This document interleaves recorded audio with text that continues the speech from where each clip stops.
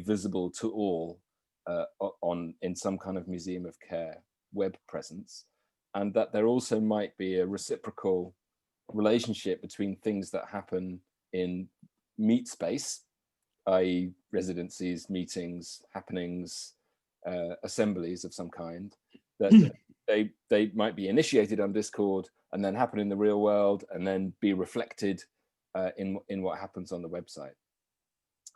I guess what the thoughts are an open and free space where people can say whatever they want. It's not particularly owned, controlled, or moderated. If anyone wants to create another museum of care of their own, they're completely free to do so. Discord workspaces, it feels good, would be you could join whichever ones you want, or you can request to join. And usually the owner of a channel or a workspace admits people via email. There are some onboarding, there always are some onboarding things, but it's pretty straightforward. It's pretty straightforward, Discord. And it's also one thing that I've found really important about it is that things are preserved. We use it quite a lot for teaching in the university where I work. And so if I'm talking to someone in February and we're picking up the conversation months later, we can scroll back and see what was said. It's really good for that, I think. As I say, it's not that we're wedded or shackled to Discord in any way, but that it is a place where channels can be freely created, people can say what they want, and then it can have a reciprocal relationship on a museum of care website with a very simple piece of technology that's simply a widget that takes you to that's the thinking so far. David. Yeah, I would love to ask you, like, some of us have been on the internet our whole lives. Some of us have lived longer, therefore that means something different. Can you speak to like what you think about as the difference between a mailing list and multiple mailing lists and like what we used to call forums and like chat? Like, so Discord like is this continuum between email and chat and forum is my priming for that. Sure. I mean, I used to be very busy on the old forums. I was first online in 1989. I think the functions are pretty much the same, to be honest. People say things, people respond to things.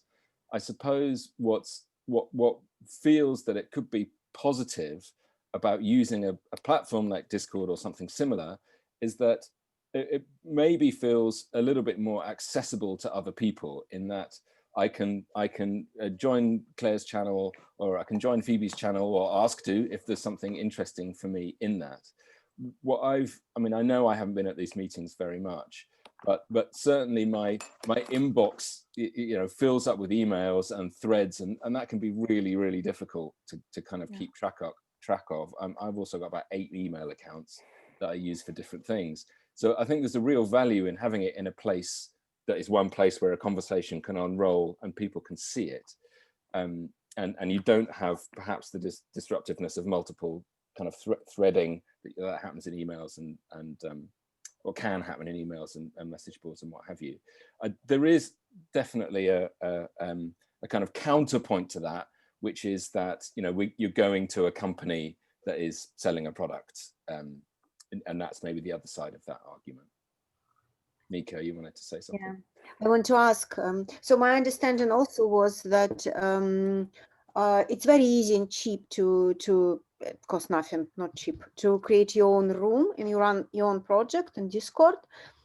But it's a different type of social software. It's not Facebook, it's not Twitter. And in this case, a relationship between a mailing list or website and Discord, you can compare not to it's not against mailing list, it's just a different type of media. It's like opening a Facebook page, how I understand it, but with much more possibility and in a different conditions, because Discord, as we know, have a political stand. Yeah, so am I right?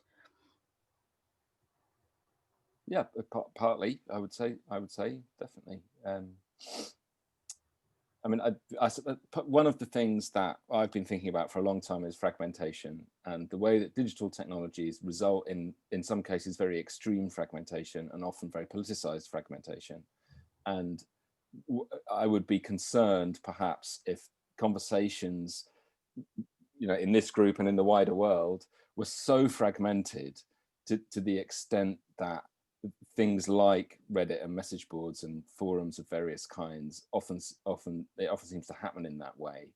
And one of the values that I see in something like Discord is that it slightly mitigates against that type of fragmentation. It's one place, here's a conversation going on, I can join this conversation, I can join multiple conversations, they will be there when I come back. Don't necessarily have to search my email for the thread. I don't have to try and remember where my login details for 20 different things. All that fragmentation of identity and conversation that can be problematic. It maybe addresses some of that.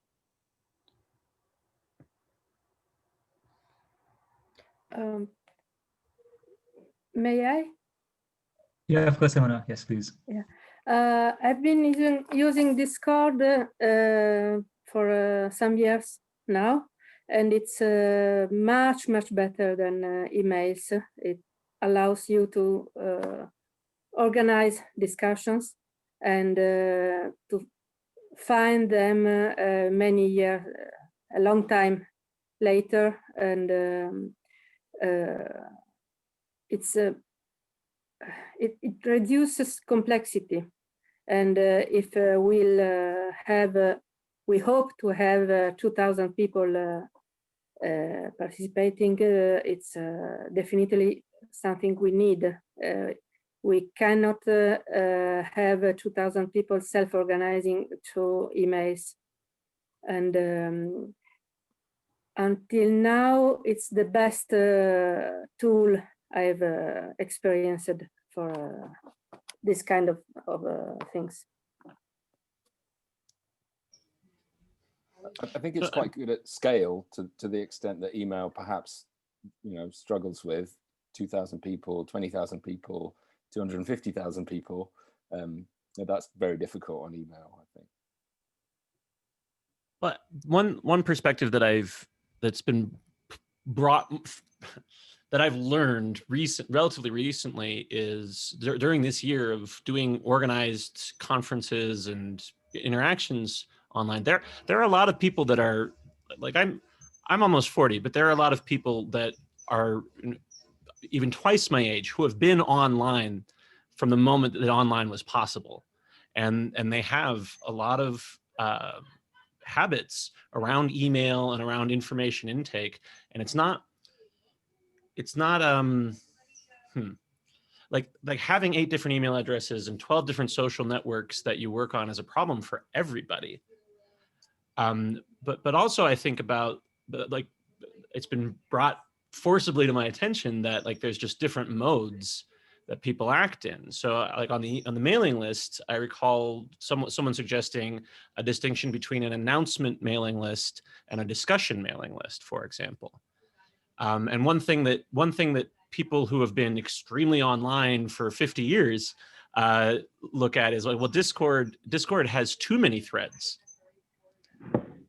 And so I think of and I've talked I can't remember where I've had some of these conversations, but the question of how you moderate a space, depending, like, comes up almost immediately if the space is going to have more than 3 or 4 people, and if it's just this couple dozen group of people, it doesn't seem that someone needs to take a strong moderation and chairperson role in a meeting like this. But so one thing I found very, very helpful was Nika's email clarifying what she thinks of rooms to be and how post offices operate. And so I wonder whether Discord is like, in my mind, Discord would work well as a post office coordination center, but not necessarily, I mean, maybe to some extent, but maybe not. Not all of the rooms themselves are on Discord. Sure. I mean, I suppose I don't imagine that there's any sort of exclusivity to the technology, and that if people are happier using modes of communication that they feel more comfortable using email threads, no problem. You know, continue in that mode. I don't think it's a sense of, okay, we're doing a land grab of all communications and it's all got to be in Discord. I don't think that's the suggestion.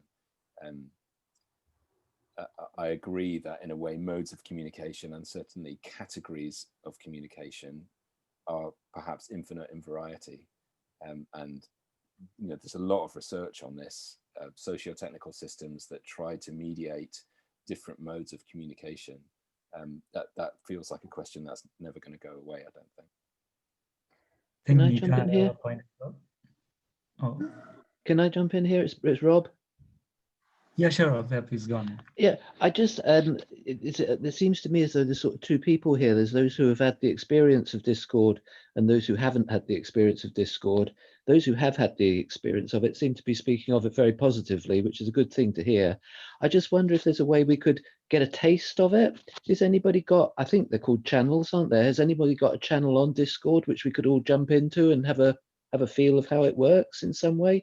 John, you're talking about it. How do you use it yourself? If that's not a rude question, if that's not being a bit too inquisitive, I'm sorry. It's not at all. There are no rude questions and there are no stupid questions. So I work in a university. I run a master's degree. I've got 87 students. They're split into 2-year groups. When we were forced to teach all online, we found it really, really difficult to keep track of things, and the students did too. What did we say last week? What reference did we give? What happened? We had this real historical problem. And the other problem we had is that things were, because we weren't all meeting and presenting in the same room, things were not visible to everyone. So no one knew what anyone else was working on. And one of my colleagues, he officially changed his name to Biggles, by the way, was a old style gamer and had been using Discord for ages. And he said, look, just have a look at it and see what you think. And so we created a workspace for the course, and then inside the course, a workspace for every single individual student that everyone could see. The principle from the beginning was everything is free and open. If you want to say things that you don't want people to see, use a different platform, don't use this one.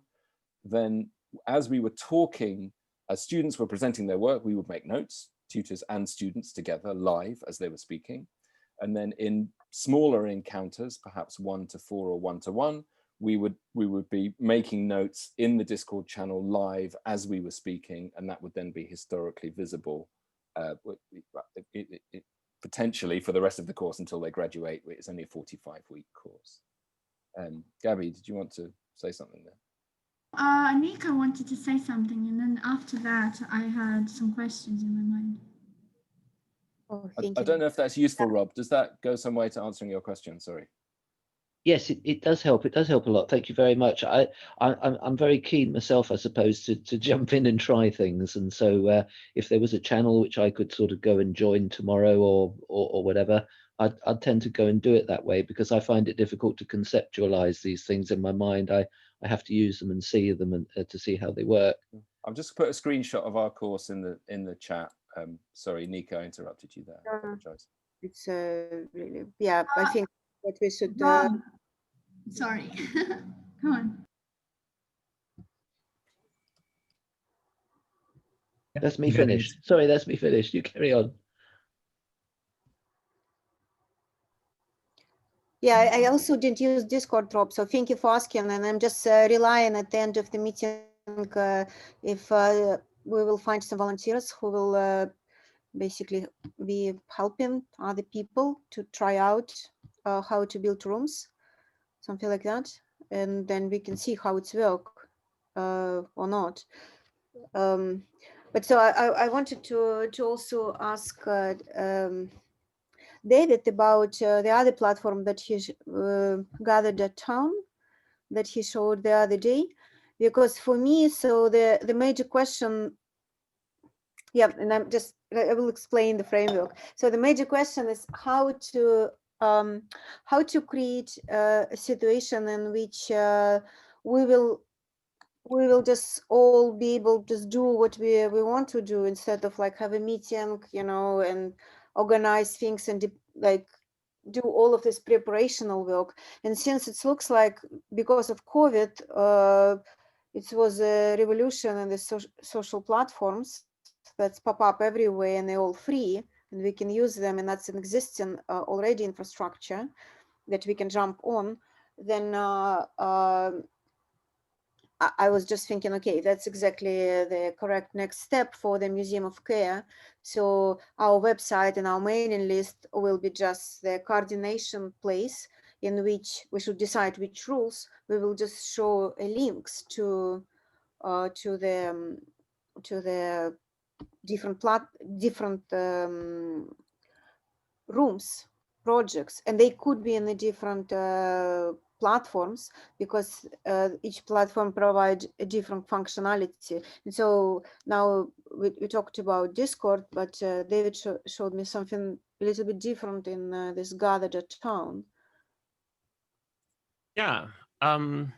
So this, I have to come back to the distinction of whether, like, in my mind, Discord is right in between.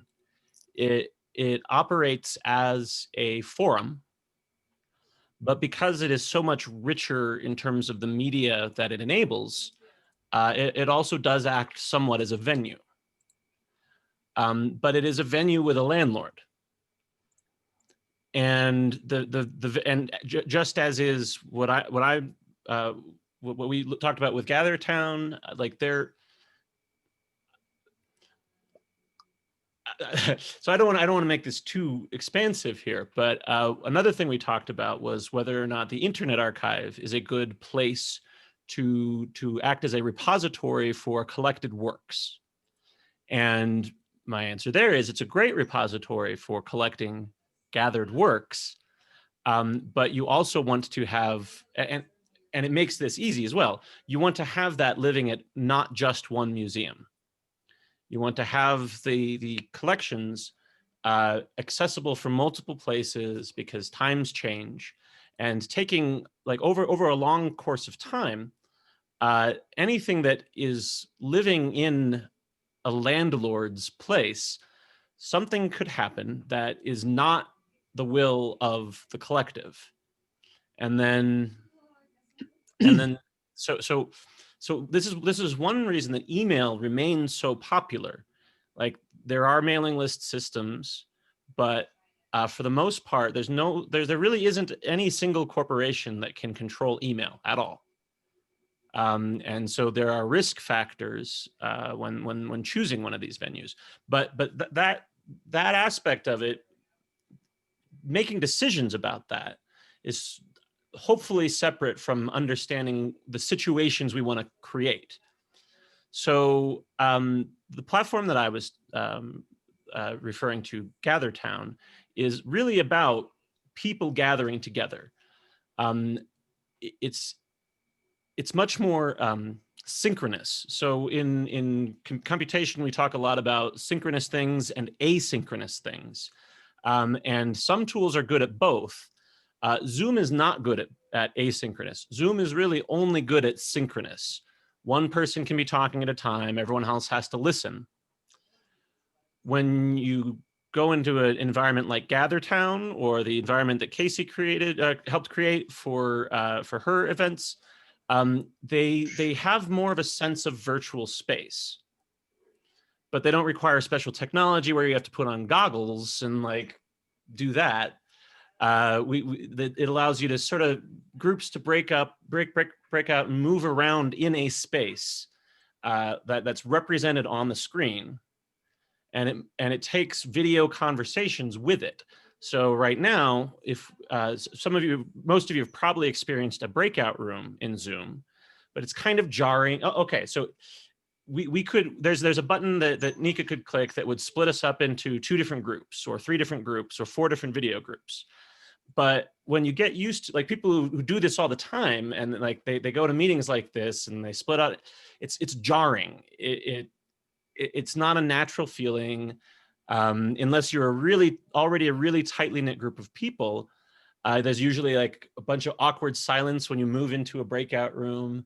And so a lot of these new systems, and Kacy and I are only really talking about 2 of them. There are dozens of them at this point that deal with this: can a group of people move and have a conversation split off naturally like it would if we were in the same room?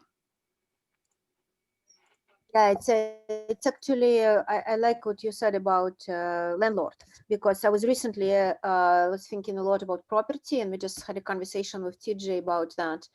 And I think it's not a technological question, but actually at the end of the day, it's the most important one.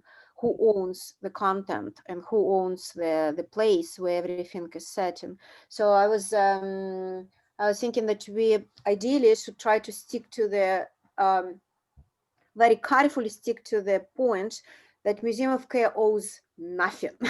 So Museum of Care is an empty space where people meet, and the most important value of the museum is the people who came there, and they all should be able to leave when they don't want to be here. And so David was like explaining many times to me the idea of property. What is property?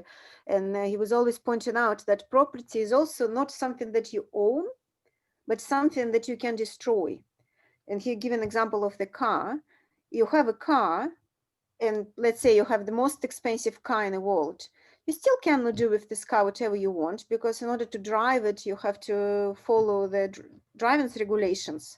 The only thing that make you, and also if you don't own the car, you can still rent the car and drive if you can drive and know the rules.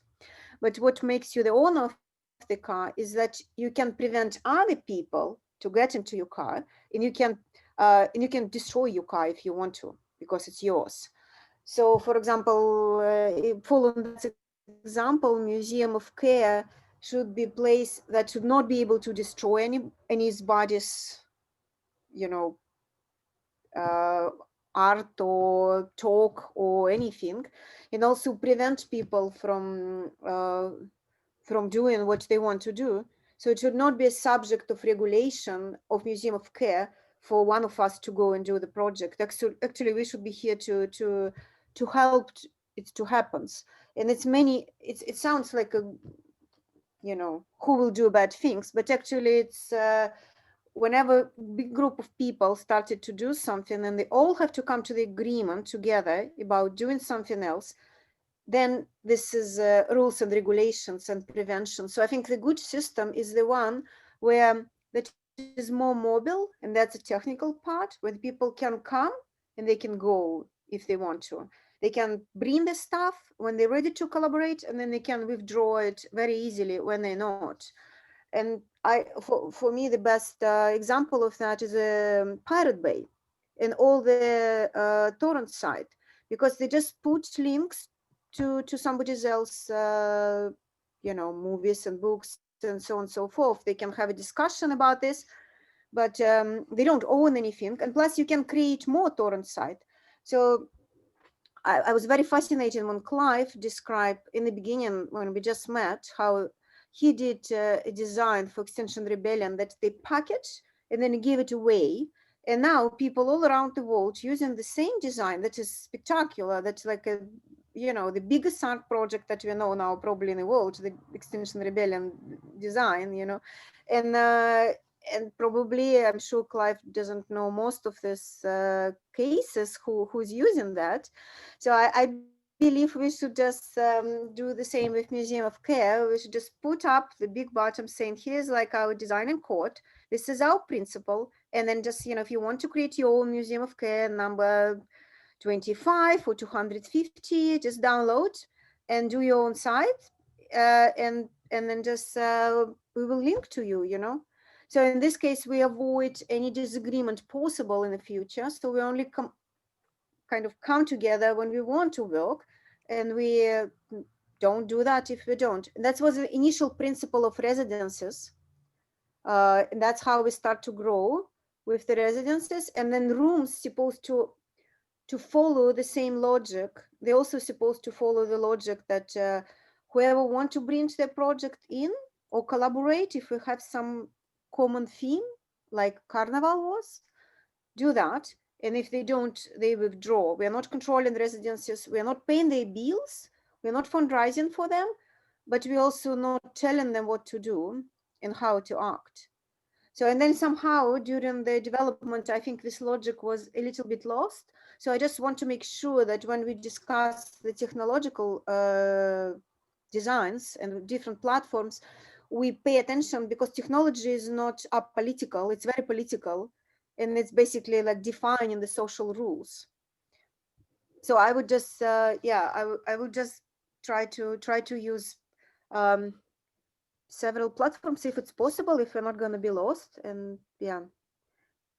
I think thanks so much, Nika. And I think it's good to see like these like various themes kind of emerge, right? I think like there's the usefulness of each different platforms, but then also I think each of them is designed in a way that like creates or has the potential to create certain relationships. So I think, yeah, I think there's definitely more to discuss. Like, I think Gabi, you had some questions as well.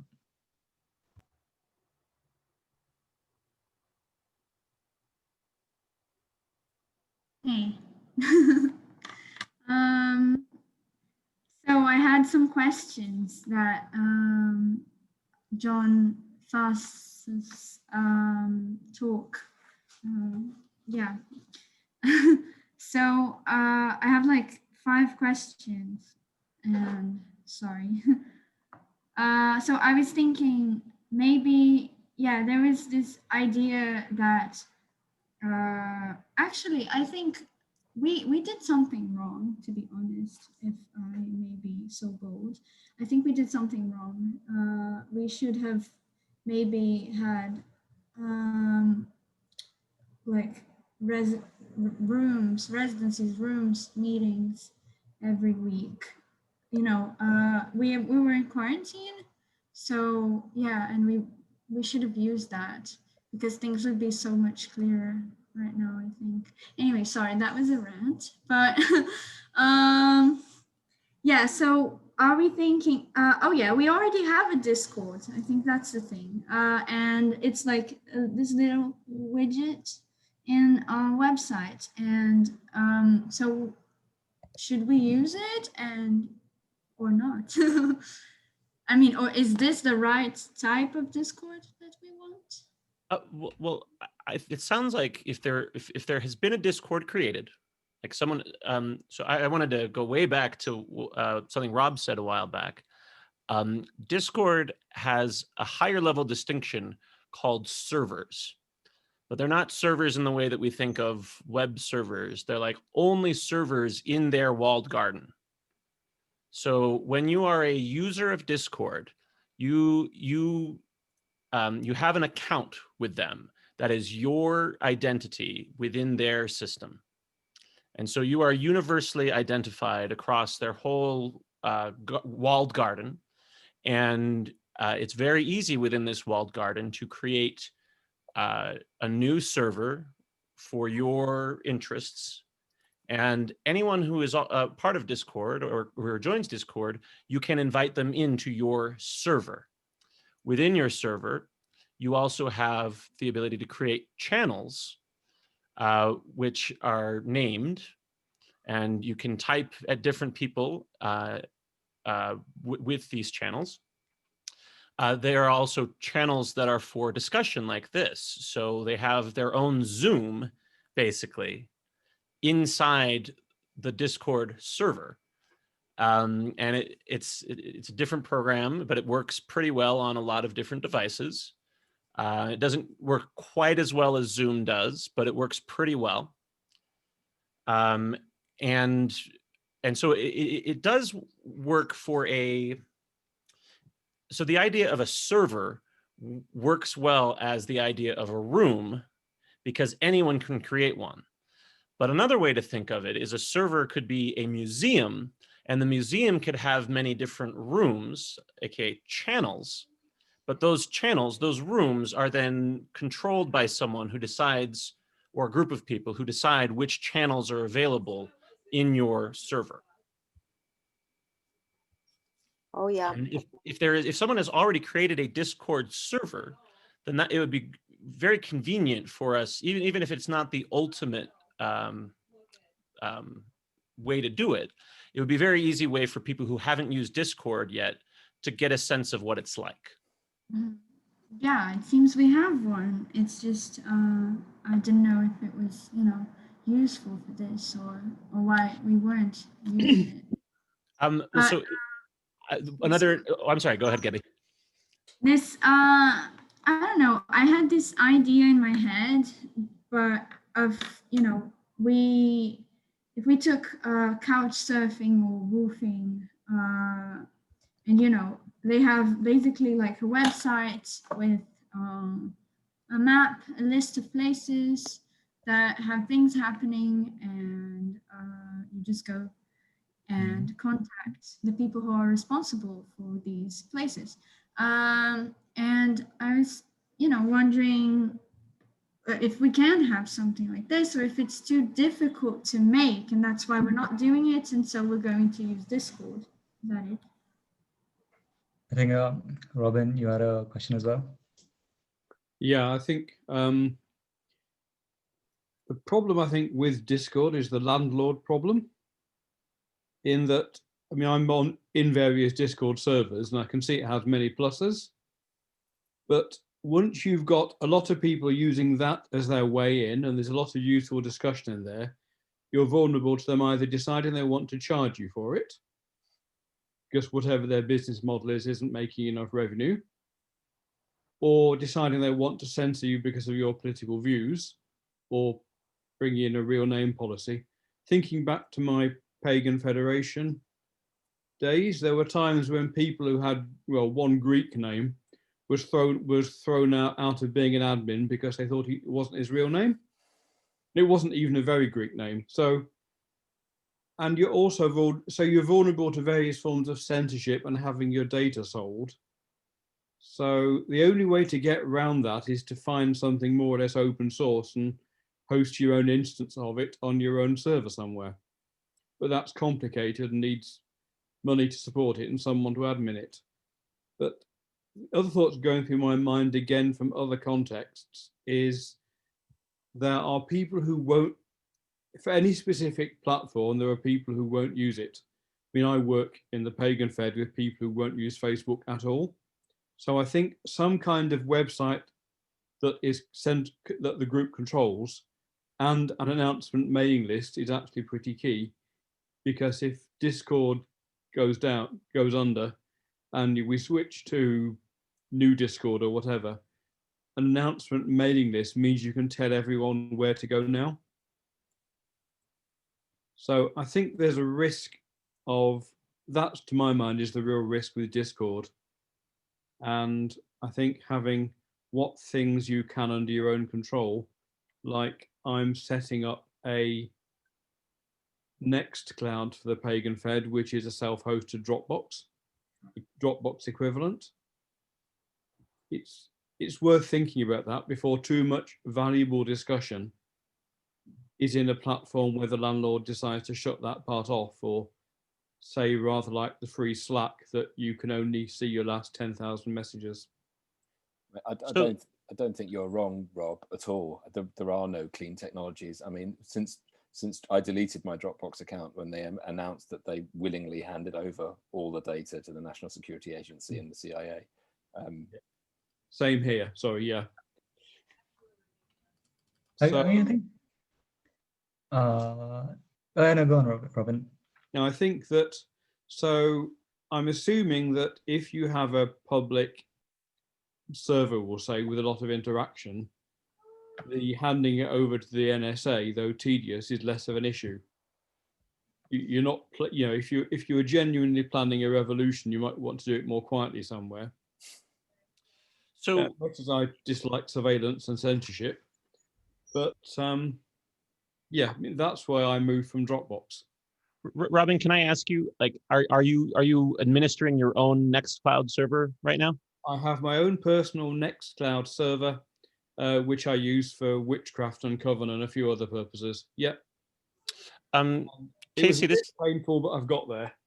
Kacy, this seems as good a time as any to talk about the difference between my, VC-funded platform and your bespoke self-hosting platform. Sure. Hi, my name's Kacy. It is an honor to be here today. Happy New Year.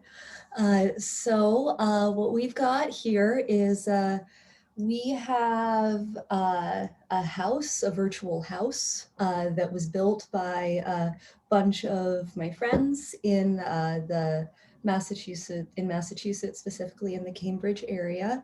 So in April, my friends, who are all engineers, decided that it was a real shame that we weren't able to party with one another, given, everything.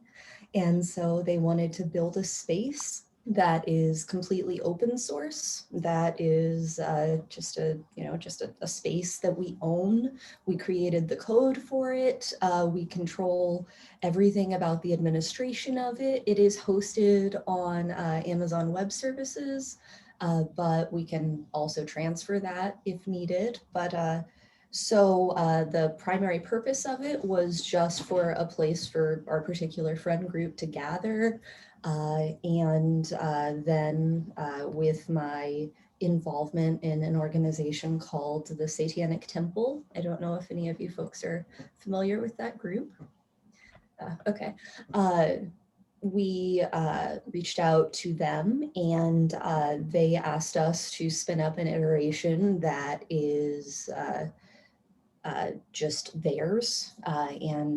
We have now created the virtual headquarters of the Satanic Temple. I appreciated what Robin was saying about if you are creating a truly revolutionary group and you have revolutionary information, it's probably best to make sure that you own that information, and it can't be very easily, handed over to people that would persecute you. And that's something that we at the temple take very seriously.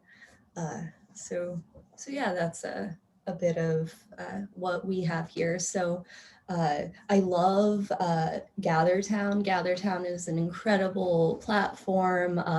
They do so much with so many resources that we could only dream of. But yeah, I mean, we do have a small platform in which we control everything about it.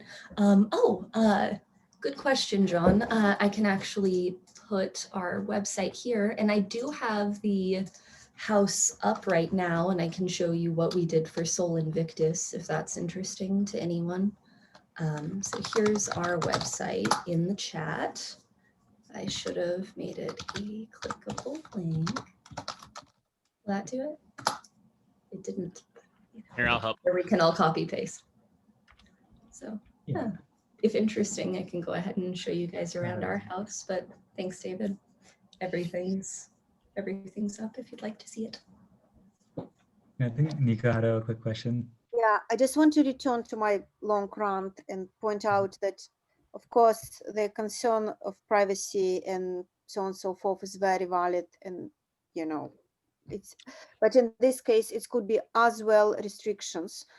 So could we, it's a question to John, let's say addressed to John, can we actually create our system in a way that from the main site of the Museum of Care, or one of the main sites, we can have many main sites if the people will copy that, we can put links to the different rooms that would be hosted to the different places. And if somebody decided that they want to put it in their private secure space where, like, CIA wouldn't be able to grab them, then they do that. And for example, I don't care because I think they will grab anything they want, in any case.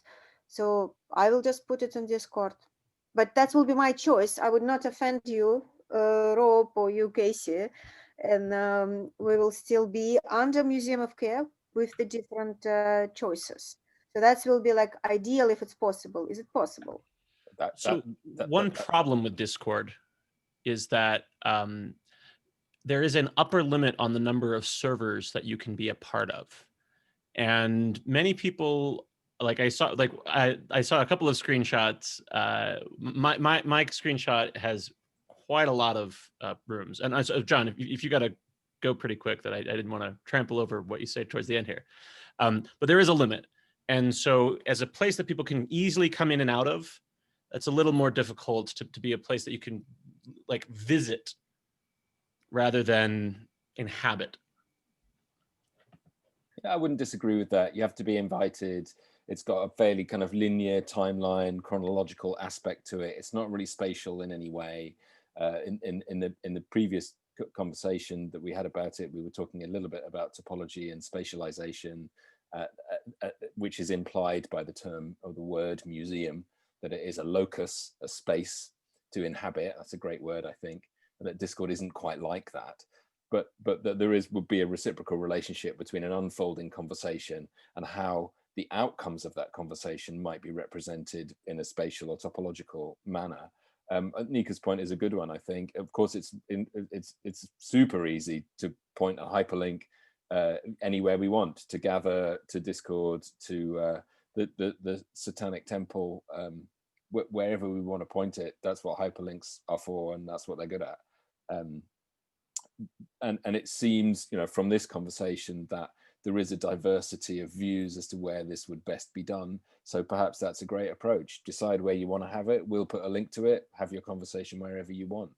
You know, that seems pretty fruitful. That then would make the public-facing Museum of Care interface a key place for kind of routing people into different habitable areas, conversations, other links around the web where people want to do things. That makes it perhaps equitable in a great way, and also the aspect of that I would wish maybe to sort of fly a flag for would be to say that the Museum of Care is a place where everything is visible. You can go off from there if you want.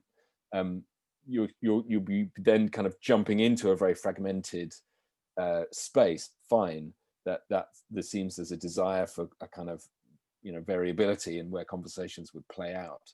Discord might be one of them. GatherTown might be another one. That makes the Museum of Care an aggregator to a certain extent, and that's not a bad metaphor for what a museum is. Sidestepping, you know, nation building and populism and the political aspects of what museum artifacts are supposed to represent, and embracing the fact that they gather a lot of stuff together that people can look at and interpret how they wish. I think Go. Sorry. One more question? I'm confused. So I was thinking that Discord is already so everybody is like going and set up their own room, but now it looks like Discord, we like Museum of Care or groups now have to buy one server, and if some accidental person, somebody from Twitter that I never saw, bought a server, and then I will create my own room, let's say, I don't know, what is Money Room or some other projects, or like House of Friendship, and we like go to Rojava and stuff like that from the Museum of Care on the place of this person, then Discord will own that, but also somebody who creates a server will also own that. So I will have 2 layers of dependency. Is it true? I don't know that this issue of dependency is destructive to that extent, in that I would not really consider that Discord would own the conversation, and we would be free maybe to move our conversation to somewhere else if you know, things changed and we didn't like it there. I put a little screenshot in earlier on. So the way we use Discord, we have about 4 different servers, and one is, okay, here's student conversations, 80 of them, and another server we use for kind of research and seminar stuff. So that's maybe a little bit more asynchronous, coming back a bit to what David was saying. And then we might have a 3rd server that was maybe just for the staff, where we could say, look, let's talk about this, or something like that. That we don't invite the students to because you know, we want to talk about curriculum development or something like that. But I suppose I wouldn't really consider us to own those servers in any sense that you were talking about owning a car. I mean, they could come and go, or I could move them, or we could abandon them, and then it's just a dead conversation that is not live anymore. And what if you build 3-dimensional rooms that you show to me and Clive? Because if you build something, you invest your time, and in this case, it's same as you built something offline, and then somebody who accidentally created the server just destroy it. And like if somebody bought or set up server and we don't know this person, let's say we all go there, we started to invest our time doing it, and then this person decided like something, and so what happens with our stuff? Well, I suppose they could decide to kind of say things there that we didn't like, but they wouldn't be able to delete it. I mean, in terms of creating three-dimensional spaces, I don't think that would happen on Discord. But Discord is a... I'm asking on the person who owned the server in Discord, not Discord itself. It's a bit like having a Twitter account or something. Like, I don't really own it. It has my identity attached to it. I suppose I would say what is experienceable in an individual manner on the Museum of Care website, that would be much more ownable than a Discord server. It also would be necessary if, let's say I'm running a Discord server and it's about, I don't know, revolutionary ballet, people who were interested in that, they would ask to join the workspace where we were discussing that. And we could have multiple workspaces on the server. Some could be public, some could be private, some could have 2 people in, some could have 2,000 people in. So can we just like, so this is a very important political question. Can we just declare that in Discord, we're not going to run our own server, but everybody will just open their own account because it's not complicated. It's like, you know, open a Facebook page, and then all these accounts will be independent and they all will be pointing out to, let's say, website that is Museum of Care that could be downloaded and set up somewhere else as Museum of Care 2, Museum of Care 3, or whichever else. So in this case, we will kind of be more or less protected, and maybe, so I'm not worried about that type of protection than protection from, you know, from the FBI. Bad. I'll have to go, folks. I'm afraid I'm being harassed for dinner. Apologies. It's wonderful to see everyone, and it feels like this conversation will unfold further, and I would be happy to be part of it. No, of course. No, thanks so much, John, for joining. You know, I think it's tremendously useful for all of us to have you here to discuss. You know. Thanks, everyone. Of course. Take care, John.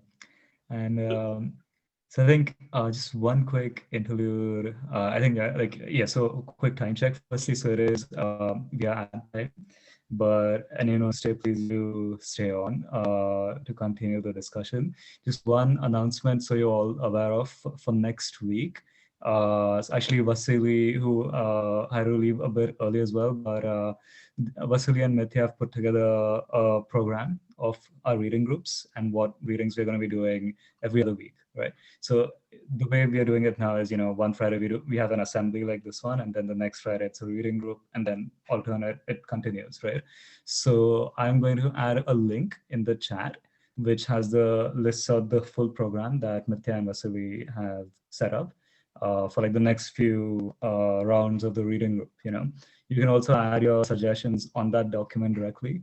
So definitely do that if you have any recommendations for which of, you know, David's works you'd like to read, you know. So I'll send that over now. And then for next Friday, we're also going to be reading part 2 of Another Art World, which is Nika and David's series. So definitely, you know, join us for that one. So I will just add that link, and I think we are at time, but yeah, if, you know, I guess, you know, like, should we continue the discussion or should we leave that for another time?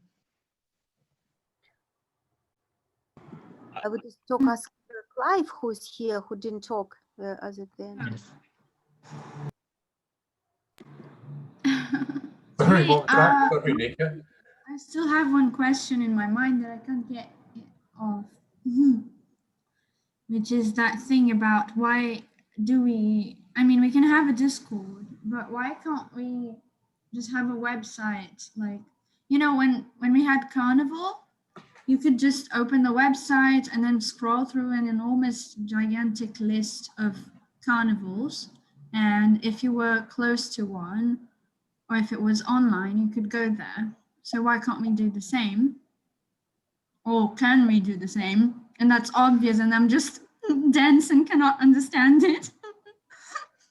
Well, do you have, when you think of a carnival, do you think of something that happens and then all of it is taken down and goes away? No, I was thinking like the rooms. For example, if you go couch surfing, you just have this list and then you choose someone in the place you want to go. And if it looks nice, you just go there, right? So what's the mystery? Why can't we have one of these, or is it super difficult to make? I think we should ask Clive to reply to that question, because we were talking about exactly this question. It's difficult to make, yeah. in short, yeah. it's a lot of programming, a lot of design, a lot of work, yeah. A massive amount of money, effectively. Well, but link will work, yeah. Link to outside platforms will totally work. I'm sorry, Clive, I'm sorry. Which part are you saying takes a lot of money? Which part of it? Well, with the carnival, that was there's quite a large team sort of sorting out all of that stuff in the background, working all the time, effectively. So it's the maintenance and everything. But so Carnival did involve putting like a video online and so on. So if a Carnival will be, as Gabi was asking, only the links to the offline Carnival where the people doing everything themselves, you know, then it would not require a lot of maintenance. Then you already, Clive, did the website that is working. So the whole idea with this new social platform is the deprecation, is to have the same system as it was with Carnival, more or less.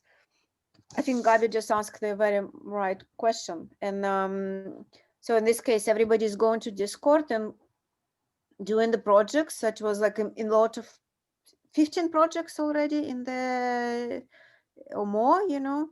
I have more that I didn't put there. and then we have a website that maybe you can show, Clive, how it's look like, how it may look like, if you want. Yeah, sorry, I'm having to be quite quiet because my youngest child is trying not to go to sleep. So, sorry. I will pop something in. It's only a simple. I mean, basically the current website as it stands was always meant to be a kind of temporary catch-all measure, effectively. But so if we were to, well, whatever the thing is, I've just popped it in the chat. Hopefully it'll come over. Whatever people go out to, they can easily go out from the current website. So people can just pop their room descriptions onto the current website, and whatever place they go to, whether it be Discord or whatever, or any number of different places, they can just be taken via a link straight out to the platform to where they can collaborate in. So it's really a collaboration platform that we're looking at, not so where you can begin to grow your projects. So that's the point of that. Then when the project comes to fruition, it gets shared back into a space that is something that the Museum of Care creates. So I think Simona, you raised your hand as well. You have a question? No worries, no worries.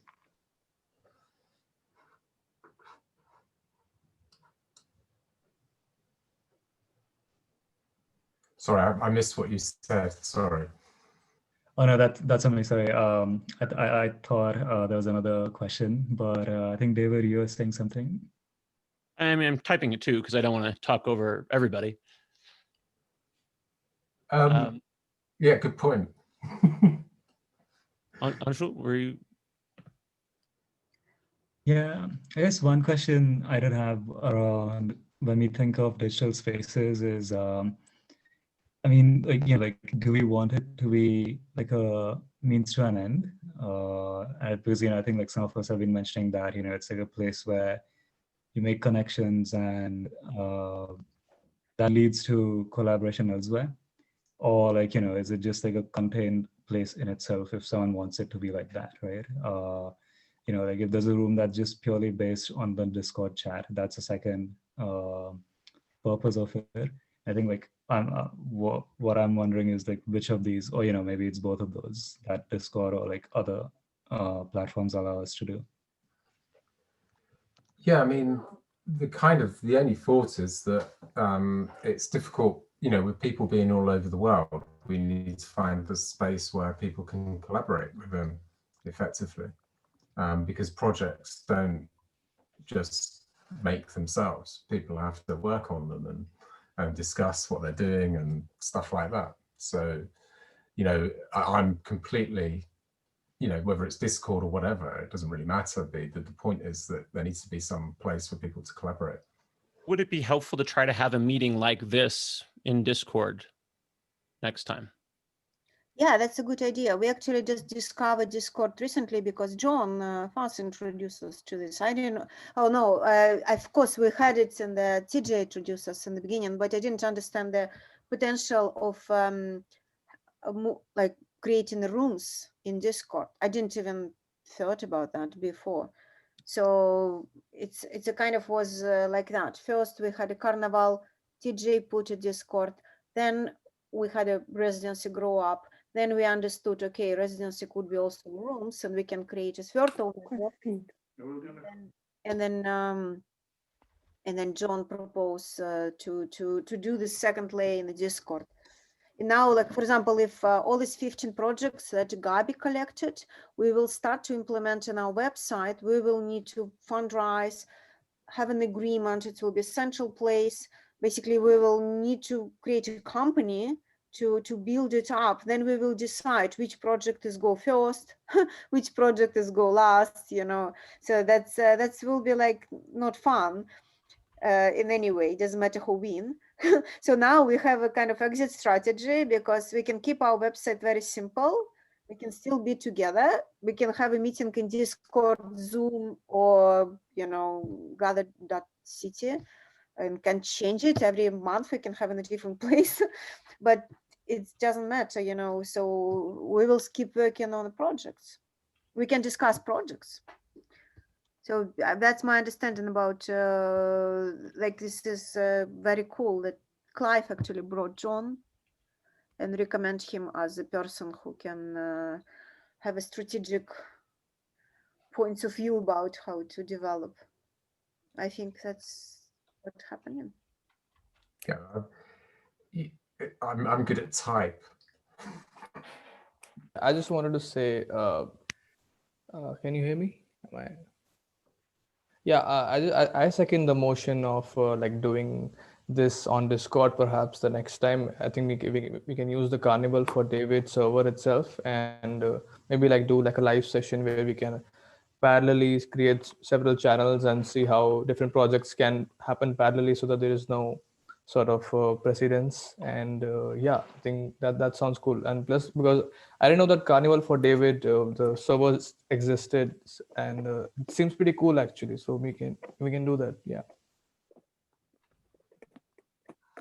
That'll be fun. Yeah. So then in Discord. So TJ, you'll need to, I guess, organize for invites so people can get on to Discord beforehand. Yes, I guess I will. Sorry.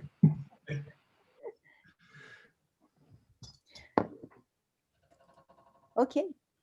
So then maybe now, like, I just want to. Oh yeah, last question, sorry. Go on, Gabi. Are we, oh yeah, there is this idea that maybe Discord should be used for discussions and email for like organization of, you know, of MOC, of MOC.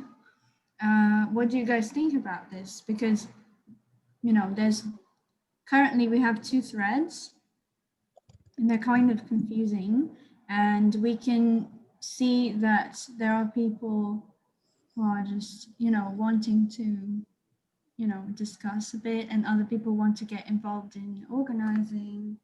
Anyway, we should have a rooms meeting.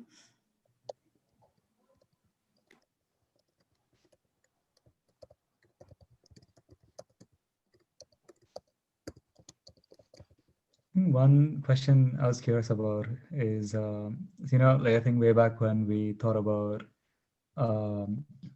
principles or like some guidelines, just safety guidelines, etc., for physical rooms, we could have something similar for Discord rooms, right?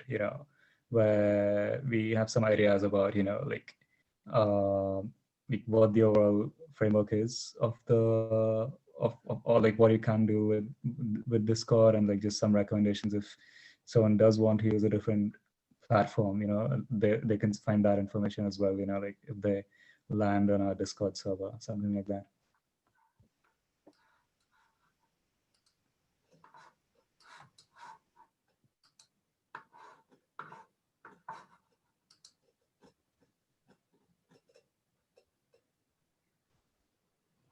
Yeah. Mm-hmm. Yeah. I mean,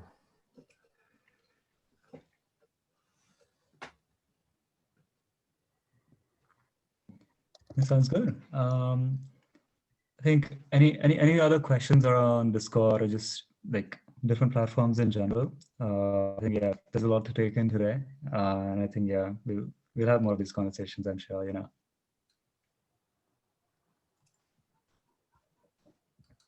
I just want to say that another things that I want to do in the next year, the first question is discuss all kind of amazing projects that the people propose. That was my happiest time during last year when during one day suddenly everybody, like I think it was a couple of hours, and emailed us, wow, so much, like 15 projects, like I will do that and I will do this.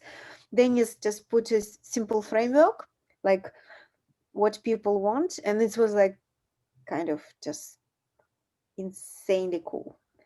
Yeah. And Yash proposed this project. I don't know. If I may, I would just ask to finish this assembly with a very short description of Yash's proposal, because I really loved it. Of his. Sure thing. Yes, definitely. And I'll send it over email as well, everyone. So you can get links as well. But yeah, I mean, idea is really simple. Like we always see like websites, like we've mentioned some of these earlier today, like Library Genesis, like torrenting, etc. So I mean, what if we just have one simple spreadsheet? So the spreadsheet is the room, and it's essentially a collection of logins to different paywall subscriptions. So it's really that simple. So like New York Times, for example. So I actually did this yesterday as a test. Basically, I created a New York Times account. I subscribed to it myself. So like it's like a paying subscription. And then I created like a anonymous email address and password. I put those both on a spreadsheet, and anyone who has that spreadsheet can just use those login details and just, you just open up New York Times, and then if you're so inclined to read it, then there you go. And then again, on the spreadsheet, so the idea is, you just add in any subscription that you have, you can put it there. Also, if you don't have a subscription, if you are not sure, if you might not be able to pay for a subscription, you can actually add it as a recommendation on the same spreadsheet, right? So if someone else sees that, they can actually subscribe to it on your behalf and for the greater good, basically, and then put the login details there. So that's the idea. It just sounds like, I think we could all do it. Collective access to paid subscriptions. So yeah, I'll send in those links so that you can add in your ideas to it as well. And then, there's obviously privacy considerations, but, actually it's very easy to work around them. Just put 5 minutes. I did that myself. Like I made up like a fake email, not a fake, like an alias, like an email address alias and a randomized password. Takes less than 10 minutes and it's super easy. So yeah, that's the idea of the room. It's a digital room. Anyone can contribute, anyone can join, and you can remove the login details anytime you need it as well. So I'll add in that, I'll send in the spreadsheet, and feel free to start adding to it, Yes. That's amazing. I have also a subscription to the New York Times. You should ask me first before you bought it. Now that's a fascinating point, along with the Pirate Bay thing that you mentioned on the email list, because we are not breaking rules. Yeah, it's a Netflix subscription, you know, like I have 5 other friends on Netflix also. So it's similar to that, which is why I can't cancel my subscription now, because I actually don't watch Netflix at all, but they're watching. So oh, did you just paste the results spreadsheet instead of the form spreadsheet? There's a form, right? Or no? It's just changes added. So yeah, it's like super very scrappy right now. Like literally just a spreadsheet. That is the whole. And yeah, you can just add it right there. Well, now that I technically work for them, I don't want to plug GatherTown too hard.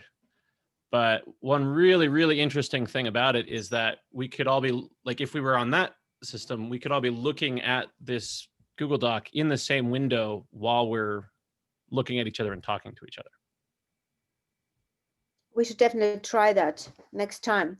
So I have to go soon, and we were like half an hour longer today, and last time we were like 1 hour longer than we're supposed to be, because it's the holidays and the new year. But yeah, I have to.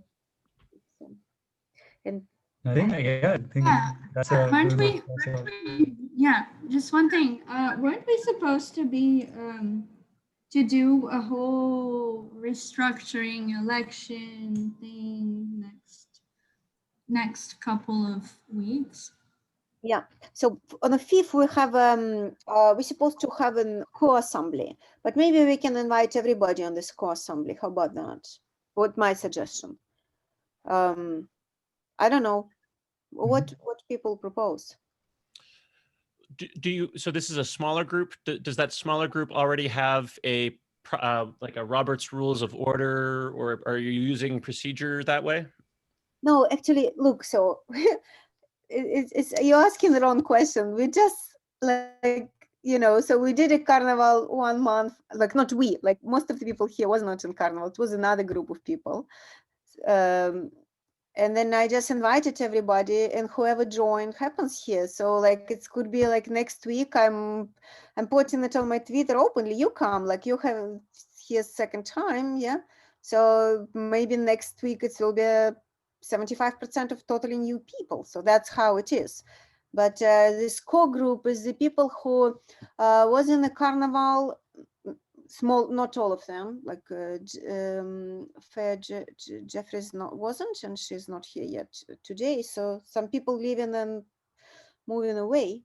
So basically it's just a Museum of Care was an idea that was born and described a long time ago, before David's death, together with David, and partly so. Yeah, it doesn't have a procedure. It's not a party. It's not a political party. It's not a corporation. It was my living room, actually. It is still my living room. And we don't have an election. And I don't actually like an election. I don't like representative democracy at all. So I don't know how when we pronounce election, what do you mean by that? Who will elect whom? Yeah. And for what purpose? And so what does it mean? Yeah, maybe the thing we should do is make a meeting that is not about like learning about something, but rather, you know, discussing, you know, kind of chaotically maybe, but, you know.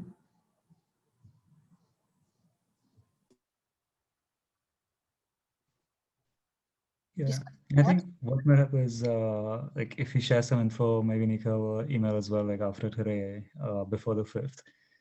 Actually, I know you sent it already, so I think we can just bump that email up so that everyone knows the context before the 5th, you know. Yeah, I think we should, Gabi, you chaotically discussing what? You didn't finish. Oh no, yeah, I was thinking maybe if we have one of those meetings I don't know, like a meeting in which the theme is to discuss the future structure of organization of Museum of Care, you know, like the ones we had at the beginning, or yeah, maybe we should have one of these and then see what comes out of it.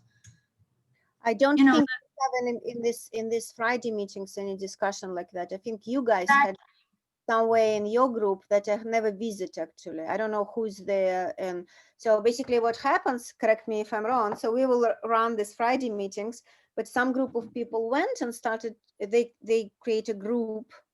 Many groups was created, but one of them was decision-making group. And you guys started to discuss something. And I don't know what you discussed, to tell the truth. I just saw that, you know, you were really good at facilitating meetings several times, and so nice people. So that's what I know. But it's not necessarily that I'm sharing your outcome in any way, or, you know, so it's just some other group. That could be yeah, rude. no, actually, yeah, it was it came out of nowhere and then just grew. But yeah, we were actually thinking about this, about not being a shadow group, and so, you know, eventually at the end of the year we were trying to be more, you know, obviously more open, or like sharing what was happening anyway. And no, I meant that maybe we should have one of those meetings, you know, like rooms meeting, but everyone who's interested in the future organization of Museum of Care should come, but not on Friday. The decisions group was that because it died, I think. And yeah, so I tried to share the notes from decisions group at the archive, and maybe they're kind of chaotic as well, and so but yeah, sorry, someone here that wants to, Anka or TJ or Yash, who want to share this experience. Yeah. Maybe TJ should share that. Yeah. So yeah, my experience with the decision making group is that we're just a bunch of people who talked about meta stuff, like how do we make good decisions, effective ones? How can we do so healthfully as an organization? And then we started talking about like, yeah, let's, why don't we start acting and not just passively talking about theory, you know, like formal consensus and so on. And so we're like, hey, yeah, let's train in facilitation. Not me, of course, because, you know, that's a bit uncomfortable, but yeah, people getting into the swing of things, having facilitation become, you know, rotated under Claire's responsibility, since she was the facilitator, or is I suppose. And yeah, so that's what it grew into. And of course, now that we're training on such things, oh, pardon me, since we're training on such things, we want to, of course, now spread it as we're becoming vaguely competent at it. So yes. And it's a bit quiet, yes, because we share things from our experiences that maybe would be very uncomfortable to share to the whole world. Like, you know, what, for example, I did as an organizer. But nevertheless, we have a burning drive now that we are becoming vaguely competent to share that with everyone. And so we have all sorts of ideas on that. But what I don't understand, and what is my question would be, you guys created your own group. You learned something from each other and so on and so forth. But why wouldn't you, you know, make it project? Why would you? So what? Why would you want to discuss a structure of the organization? Because as I said, for example, I'm not interested in any organization. I don't want to have an organization. I don't want to have a foundation that you know will have an accountant and a police and a door and a, like bathroom who should be cleaned, you know, and so on and so forth. And I was like actually doing a lot of maintenance work myself, like paid for the programming, you know, did a lot of maintenance work for this couple of months. And I don't want to do it anymore, to tell the truth. So I can maintain a very simple website that will be a list of links to the outside projects. So if you want to make a revolutionary input about how to organize whatever should be organized in a consensus way, in a good way, and if I can help anyhow, practically, I will definitely do that, because I know you now. We just met recently, but I trust that whatever you do will be valuable, and if I can help, I will. But I don't want to build organization based, that's for sure, on whatever you want to propose. Or it should be some other projects in the future, maybe, you know. Oh, certainly, yeah. It's just like a learning group, basically, and one that does not attempt to alter or reinforce the structure of Museum of Care, just to learn, because we're learning, and to everyone, or to the vast majority of us, like, what the hell is consensus? How do we do it right? How do we do it wrong? Because there's some of us who are more experienced than others, and so that creates by itself a power imbalance. Because, you know, the new people are like, I don't know what I'm talking about, really. Am I going to be shown myself to be a fool? If I intervene, will it blow up in everyone's face? And so it's just to increase skills and confidence. And there are critiques of it, certainly. We need to show what we do more. But it certainly should not be like we're trying to reinforce the structure of Museum of Care. In fact, just learning, basically. Yeah, and we don't talk about reinforcing there. I understand. And no, you don't need to contribute to the cost. It's like it was not a big deal. And for now, we only actually TJ is paying for when we move the site. It will be hosting, so I can reimburse him basically that. But the simple website doesn't cost a lot. It's just it's nothing. It's a hosting kind of. I bought the domain name for like €7. For the next 2 years, you know, so we're not talking about any money here. We are going to talk about money the moment we will have a real structure, you know. When we have a real structure and when we start to fundraise, that's I almost started to promote this idea. That was stupid of me. Then we all will be tight. So, but I propose we don't do that. We stay like, I don't know, maybe it wouldn't work if we wouldn't get jobs. Maybe we all dissolve and wouldn't have a time if we wouldn't be like a corporation and foundation and, you know, possible.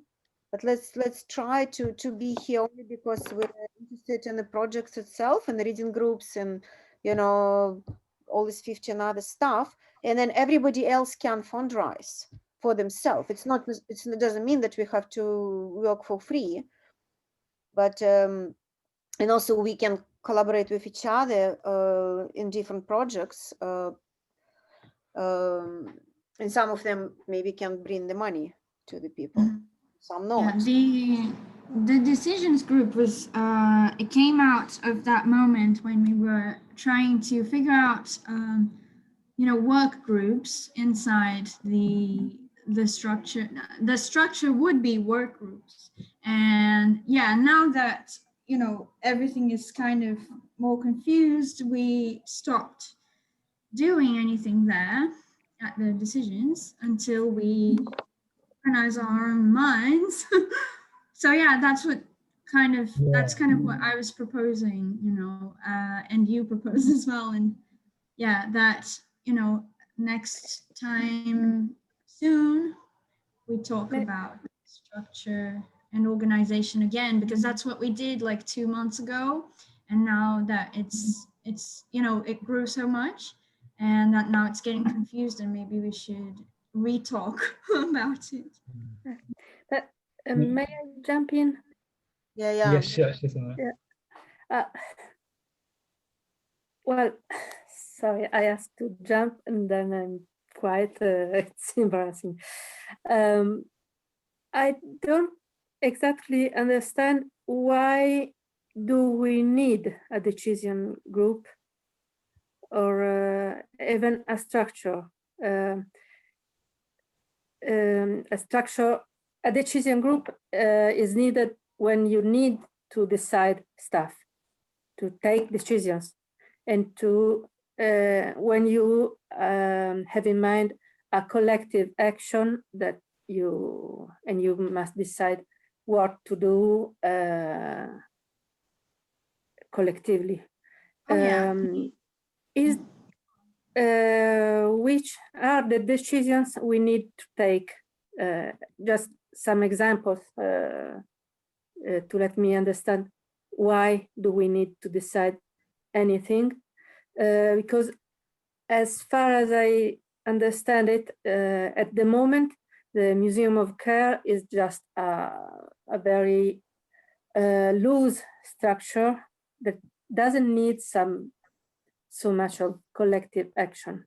So just let me understand which kind of decisions and why. The decisions group's actually the decision process group, because it was born because we couldn't decide what time we wanted to meet next Friday, or next week or something. And so, and then I started asking Claire, like, hey, why don't we start studying democratic decision-making processes so we can decide those kinds of things? And so it's kind of a study group on decision processes. We don't make any decisions ever. Okay. Yeah. And I mean, if someone here is interested, and if we come back from the dead, eventually, you guys can join. Just send me an email. And it's just like an email thread that we post things about democratic decision. But if you guys want to come to a meeting or something, if we ever have a meeting again, just send me an email. Yeah. Well, I'm totally interested. It's something I've been always been interested in. So please let me in. Yeah. But on the theoretical point of view, not just not about how the Museum of Care should be organized. Did I well understand it? Yeah, definitely. To be clear, my position at the very beginning was that we don't actually make decisions in Museum of Care in that way. So I agreed with you, and that was my position in this group. So I think, yeah, there's no conflict here. To my understanding. It's kind of from the confusion, as Gabi said, because maybe this confusion is my problem, because I was like, we grow so much in this, and I was also in an agitated state myself. So I was like, okay, let's do like the big foundation. Let's, let's, I don't know even what. It was like, just maybe it was something emotional for me. I don't want to stay alone. Maybe something like that was like actually even. But now what come out of that is like a lot of, as I said, maintenance work. And since we were talking with TJ about that, since I had like I raised kids, and I know how to build the house. It's like the door, the bathroom, the plumber, and so on and so forth. And I automatically started to do something for here, the same. And then I was like, okay, stop. Actually, no. Because what I want to do, like really, if you ask me what I want to do in the next year, I want to talk about sharing passports for the like, different access points, and also probably learn something that I don't know, all these wonderful places where I can read and post that I don't even know about them. So basically I want to create. I don't want to meet and discuss how to create. But if this would, so let's say if this was this group was on Discord, it would be, I don't know what's the language for it, a channel or a room for people who are interested in learning more about consensus, right? That would be the difference. Exactly, but only until these people will have a rights to come to the bigger group and say, and now this is a rule. You cannot do this and that. You should do like, come to this point, remove this link, don't do this project, and so on and so forth. So what happens with this decision-making group, maybe, I don't know, I have never been there, that it was like a learning group, but then if I understand correctly, Gabi now, of course, if you make a decision, you want to make a decision about overall structure, but then how you make a decision about overall structure, you tell people what to do. So what I think the structure should be structuralness in a way that no one able to prohibit anybody, no one is owning a fucking car. The car doesn't exist, you know? So this museum is a ghost. It's only exists while the projects are on there. The project's not running. Why? There is no museum, no administration, no decision-making group, no plumber, no tax advisor, nobody. So do you think it's more around like a question of visibility, where it's like like so something like a decision group, for example, like that it can still sort of continue, but I think like the question is everyone else aware that this group exists? Is that like the main question, I guess, from your side? I think that was something that was done initially, and this is something we have to keep in mind, because there's new people always coming at a later stage. And I remember when I first joined, I thought, oh yeah, I'd be interested in learning about the residencies. What are residencies in this museum? So there were different channels. There were people who were interested in talking about residencies, reading group, decision making. So I just, by mistake, I got into the decision-making group because I thought it was residencies. But so yeah, that's what we were just experimenting initially, I think, with various ways of doing like focused groups and then coming and reporting to the bigger group. But I think the question of visibility is a question of power, of course. And in this case, maybe the important rules to make, how the links display in the website, in which order. Because if we already have 15 projects, let's say by the end of the year we will have 100 projects, and then one project will be at the end of the page and nobody will see it ever. So it's a different ways how you do it. You can rank it by popularity, you can rank it by randomly, you can always change them. But in this case, at least you can try to be to address the problem, and it would never be addressed totally correctly. But I believe, like, if you do a decision-making group and it is a project, and for example, current Museum of Care website is not displaying it correctly, you think it's not displaying it correctly, then what you do, I think maybe that's a good thing. So I can buy 10 other domains and put them on the public, kind of pocket, and say, you just download another domain name like care.museum.org, and then you download the package, install it, and put your decision-making group with especially big letters, and everybody else in the small letters, if you think it's better, So if you talk about that as a visibility, is it an answer? Oh, I was thinking more around like within. So I think like one good example can be like, so for example, if I create a room and then I tell like say five people within Museum of Care about it, but I don't tell anyone else about it, and then the room keeps on functioning as it is, and so it's more like not visibility to like non-members, it's more like visibility to members of Museum of Care. I think that's what I was getting at. So like website is more like it's fully public, and of course like we want Museum of Care to be as public as possible, but like it's more like people who are already in it, it's like visibility to them, like how visible should it be to them? I guess that's the question, right?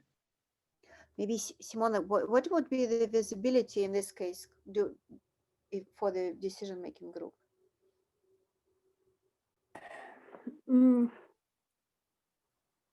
I must think about it.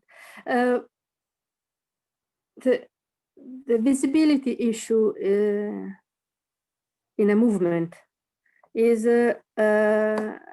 about who owns it, who has the right to speak in the name of.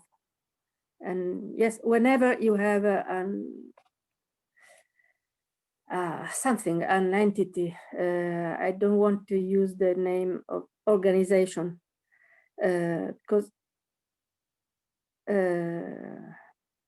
an organization is not quite what we want, but whenever you have it, you'll have somebody who wants to speak or in the name of this entity, or you may need somebody who speaks in the name of this entity. If I want to promote a museum of care in Italy, I must speak in the name of it and tell what is it, what do we want to do. And yes, we need some decision-making structure to decide what we want to do. Who decides what's a museum of care? Who decides what shall we do and what shall we not do? What's inside and what's outside the area that we describe as a museum of care.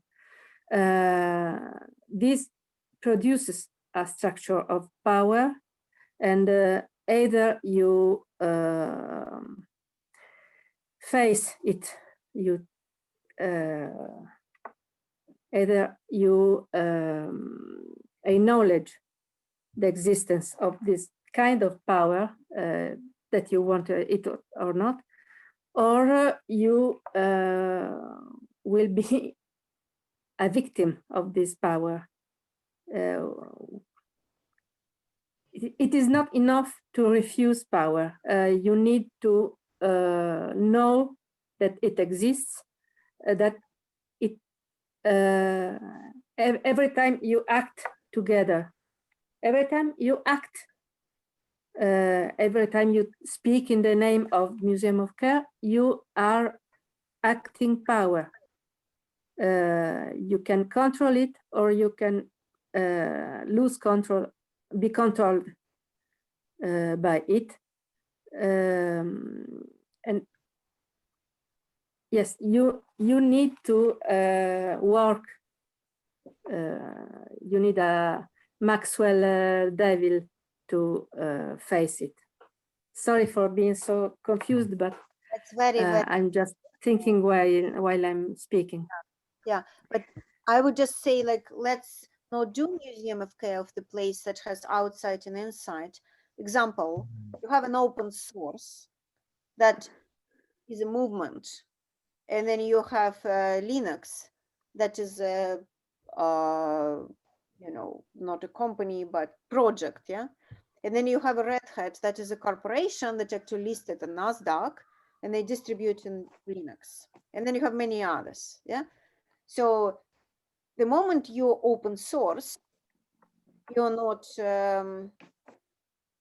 you don't, everybody can speak from open source. You don't have this type of problem, you know, you escaped that. Because the aim, I would suggest, the aim is to escape this problem.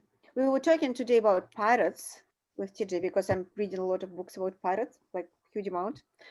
And so that's, so every pirate ship was a republic in a way, but then they have these pirate settlements that would run together with the local government. Some of them it would be Muslim in Morocco, some of them it will be somebody else. So people would speak about from the pirates, you know, point of view, but it's not the pirate organization. It's not like a corporation of pirates that never existed.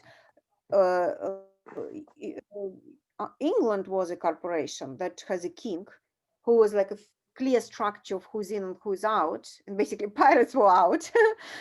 And that's why they're interested, because extremely interesting, because they create some kind of structure that was out. They were outsiders, but they didn't replicate England.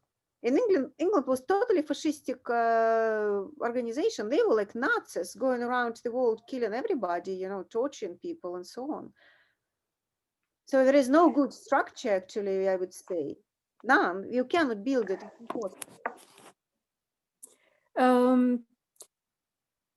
As an example, sorry if I did interrupt somebody. Was somebody else wanting to speak? Yash. I think like just one quick one, I guess, from my side, but then like completely over here, Simona. I think what I feel is maybe like it might be what like, and like during this discussion itself, like we see like, I think it's more like a process or consensus group rather than like a decisions group. So, you know, in the sense that it's mostly like few people meeting kind of informally to learn what it means to like, you know, have processes and like how to facilitate meetings and so on. So not really making any decisions on behalf of MOC like whatsoever, not at all. So it's just more about, you know, like learning how to enable other people to make decisions essentially, you know. I think that's usually how like that's I think how I was seeing it. But that's like the comment from my side. I think, you know, it's like, you know, it was more like really informal discussions, you know, like-minded folks learning about, you know, political pleasure, how to like do nonviolent communication and so forth. So more about, you know, like, so like, yeah, this example is like, you know, like, so like when I was facilitating this meeting, it's like, we have like a structure that came from the decisions group around, you know, what techniques you can use to facilitate, how to observe who's raising hands and so on, how to monitor discussions in the notes and so forth. So I would almost see it as like a processes group rather than like making any decisions. Yeah.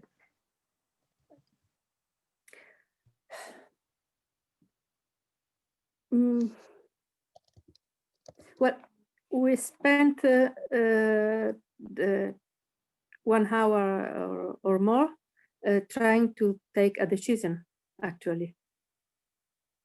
And who has the right to take decisions is whenever you need to take one. My question is, do we, which kind of decisions we foresee to have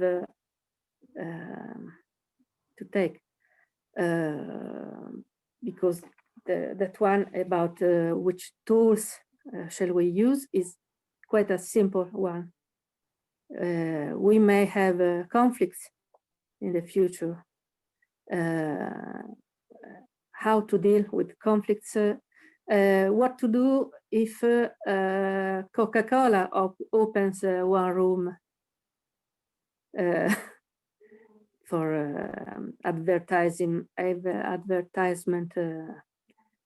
goals.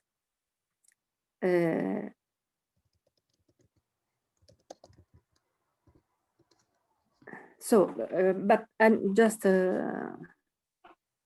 yeah, but didn't we try to navigate this decision in a way that decision, it's no pressure to take decision at all, because we just here facilitated. We invite people who talked about different tools, they describe them, and then we're trying to invent, maybe we're wrong, but the idea is to try to invent the system in which all of these tools could be used, and the decision will be individually made by every participant. So we are not we, whoever is we, you know, happens to be here, is not deciding for everybody. We're not here to make a decision. We cannot use any private servers because they steal our information. We all have to move to, you know, collect money and get the one that we run ourselves. Or like, let's go all to Discord, and if you go to any other server, then you betraying Museum of Care, you know, blah blah. Yeah. So I think that's for me, that would be just ideal situation when consensus is not about forcing people in, but about providing possibility for everybody to do what they want. You know, no, if it's possible. But it looks in this particular technical case, it's possible. That is great. I think I think it's pretty cool to describe anything as what it is not. I think it's an excellent way to describe anything by saying that these are the things that it is not. And negatively describing things is not really a problem because it's like, it's about form, right? We're talking about form, so it's negative. So that's way to pin things down. But the way I see decisions group as a conversation is that it's not really part of that definition of saying it is not. Like it's trying to say something positive about the content of MOC. And I think that's precisely what you need when you have already the structure of what it is not, because then even if the decision group would in the end of the day try to come up with a structure that could be imbibed into MOC, you still have the core idea of what it is not, and that will always negate whatever decision group comes up with. So what I'm trying to say is that perhaps these small conversations or small groups that we are thinking of as not legitimate or not really in the spirit, that's precisely what we need when we already have an idea of what MOC is not, because these two things will complement each other. And if we don't have those positive content oriented things of decisions group, then you have like you're thinking in a vacuum, you're thinking in a very vacuous way, perhaps. That. And so I think just looking at time as well, I know it's we're about at 2 hours now. What I would suggest, should we continue this discussion over email and maybe at the 5th Jan meeting as well? Because that, feels relevant for that one as well. And we can catch a breather. Yeah.